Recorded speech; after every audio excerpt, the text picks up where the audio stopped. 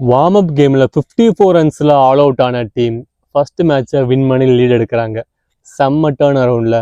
அது என்னென்னு ஃபுல்லாக பார்க்குறதுக்கு முன்னாடி என்னை ஃபாலோ பண்ணிங்க for more interesting sports stories like this. ஆஸ்திரேலியாவுக்கு அகேன்ஸ்டாக பங்களாதேஷ் இந்த டெஸ்ட் மேட்ச் இப்படி முடியும்னு யாருமே எக்ஸ்பெக்ட் பண்ணியிருக்க மாட்டாங்க. இந்த சீரியஸ் ஸ்டார்ட் ஆகிறதுக்கு ஜஸ்ட் ஃபியூ டேஸ் முன்னாடி பங்களாதேஷ் கிரிக்கெட் ஆஸ்திரேலியா 11 கிட்ட செம்ம அடி வாங்கி 54 ரன்ஸுக்கு ஆல் அவுட் ஆவாங்க அந்த வார்ம் அப் கேமில். ஸோ நேச்சுரலி ஆஸ்திரேலியா ஃபுல் ஸ்ட்ரென்த்தோடு இருக்கும்போது பங்களாதேஷுக்கு சான்ஸ் ரொம்ப கம்மின்னு எல்லாருக்குமே தெரியும். தென் மேட்ச் ஸ்டார்ட் ஆகுது.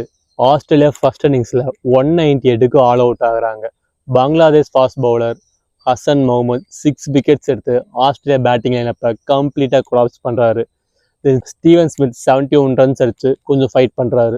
தென் பங்களாதேஷ் பேட்டிங் தன்ஜீத் ஹசன் 101 ரன் அடிச்சு ஆஸ்திரேலியா சாயில் செஞ்சுரி அடித்த ஃபர்ஸ்ட் பங்களாதேஷ் பேட்டர். அதுக்கப்புறம் கேப்டன் ஷாந்தோ 84 ரன் அடிச்சு டோட்டலாக பங்களாதேஷ் 426 அடிக்கிறாங்க. And 228 run massive lead set பண்ணுறாங்க ஃபார் ஆஸ்திரேலியா. ஆஸ்திரேலியா செகண்ட் இன்னிங்ஸில் கேமரான் கிரீன் 104 ரன் அடிச்சு ஃபைட் பேக் பண்ணுறாரு. But that's not enough. Bangladesh சைடில் மெஹடி ஹசன் மிர்சா 5 விக்கெட்ஸ் எடுத்து ஆஸ்திரேலியாவை 284க்கு ஆல் அவுட் பண்ணுறாங்க. Target just 57 runs. Bangladesh 1 wicket மட்டும் லூஸ் பண்ணி டார்கெட்டை ஈஸியாக அச்சீவ் பண்ணிடுறாங்க.